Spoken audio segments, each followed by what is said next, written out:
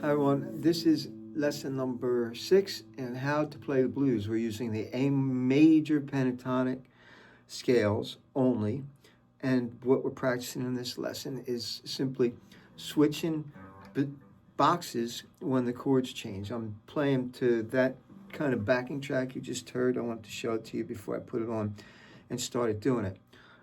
Also for you in this, the first go around, I'm going to work on just staying on the B and the E string, and I'm using only the positions of A major pentatonic to 5. I might hit the 3rd string once in a while, but not too much. And then, so I'm limiting myself to 2 strings and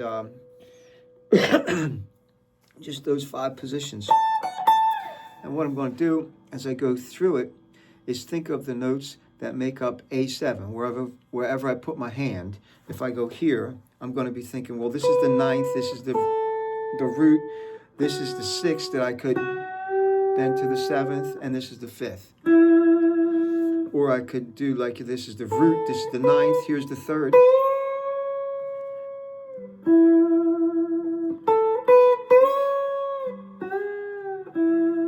That's the root, 3rd, 5th, 7th. Anyway, I hope you like this, and I hope you sort of understand it. I'll just go through once or twice, and then I'll stop and explain to you kind of what I did. So what's your favorite number, 1 through 12? 7? Okay, so I'm going to start around fret 7 here. I'm going to start around fret 7 on the A chord. When the chord switches to D, I've got to move somewhere else, whether it be right next door or further away.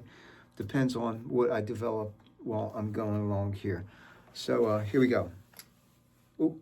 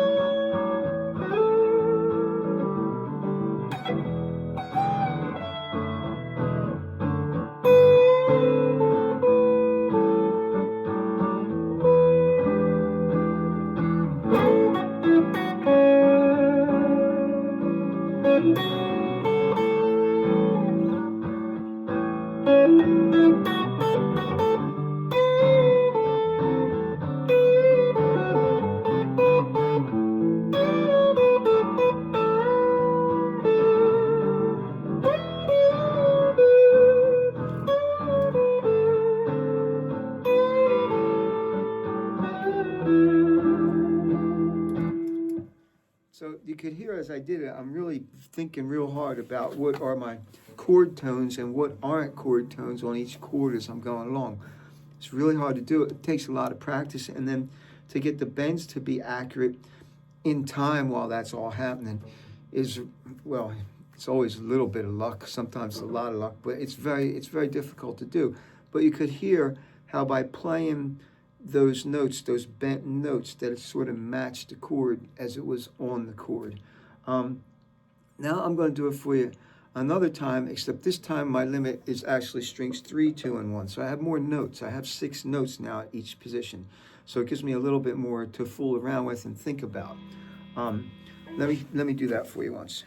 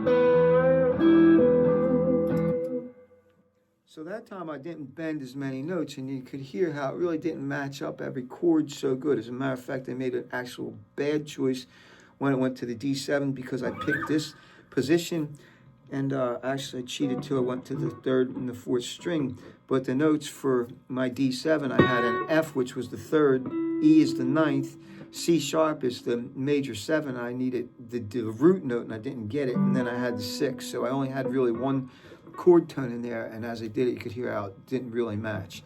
Now, the next thing I want to do for you is this, and I really encourage everybody to try to do this, at least for a little bit. Instead of limiting myself to strings, or just like how many, the whole pattern or whatever, I'm going to take it to the bare bones and say, now, try to solo with one note. You think it can't be done? You might be right, but it's possible. So, on the guitar, you have a lot of ways to play one note. Now, first of all, if we say one note, do we mean one fretted note, or do we mean the same note played multiple places? I think it's fair to say that you could play the note multiple places if you want to. But let me just attempt it for you. It's either going to be it's going to be good or it's going to be terrible. Actually, if I picked the root note, it's going to sound 2 at home. The 9th is going to be hard to work with through a lot of the song. And the 3rd probably gives me some decent possibilities. The 5th, I think, would really be where I would go if I had one note. And the 6th is going to be a lot of fun. I'm going to try the 6th for you first, just to see what happens. So I'm playing F sharp against the whole progression.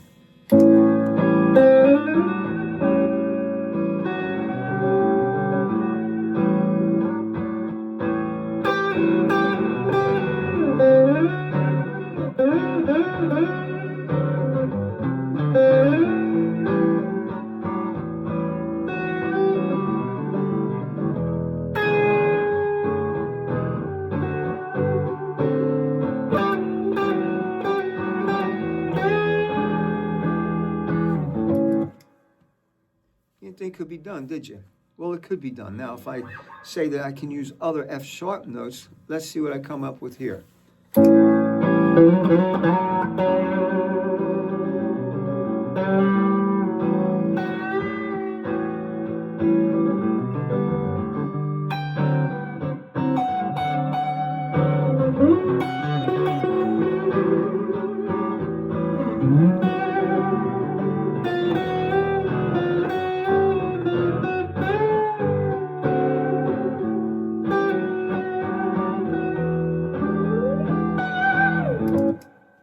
Okay, if you can do it with one note, you should be able to do a lot more with 2 notes. Let's pick 2 notes. We'll change it. We'll do the 5th. We'll do the 5th, E, and the 3rd. So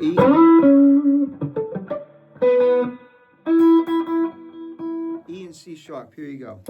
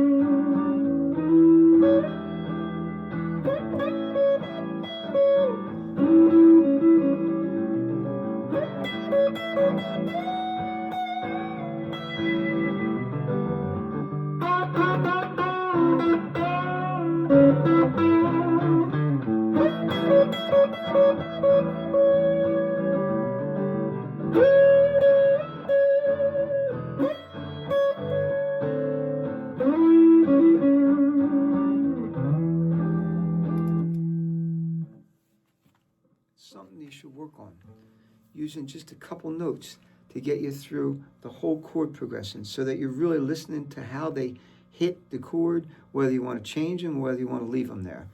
Let's give me 3 notes. Any 3 that are in consecutive order are going to work great for the whole progression. Partly because it doesn't matter what 3 you pick. They're all going to have different flavor and different color, but they're all going to work really good because from those 3 notes, you can get every chord. All right, let's do it in a real common place here. We'll do it right here. We'll go F sharp, A, and B. So let me just tell you what I'm going to be thinking about as I do this. F sharp, A, that's my root. So I could go 7, root. I can go 3rd.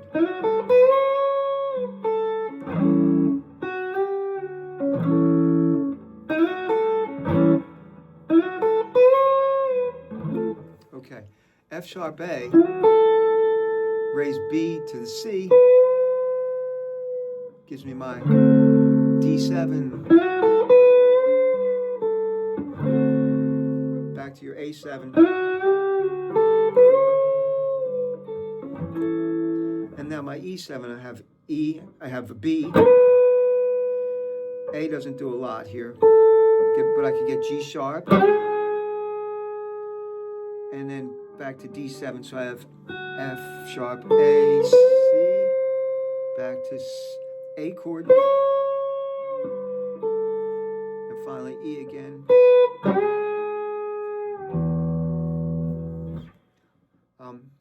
Anyway, thanks for watching. I hope you're enjoying these lessons.